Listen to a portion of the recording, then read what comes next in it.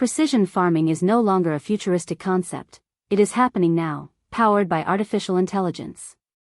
At its core, precision farming uses AI to analyze data from soil sensors, weather stations, and satellite imagery to make real-time decisions about planting, watering, and fertilizing. For example, machine learning models can predict optimal planting windows based on historical climate patterns and current soil moisture levels. Drones equipped with multispectral cameras scan fields to detect early signs of pest infestation or nutrient deficiency, allowing farmers to treat only affected zones instead of whole fields. This targeted approach reduces chemical runoff, saves water, and increases yields by as much as 20%.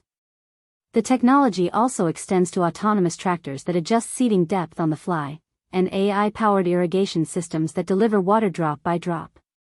While challenges like data integration and initial costs remain, the trajectory is clear. AI is turning agriculture into a data-driven science that can feed a growing global population more sustainably.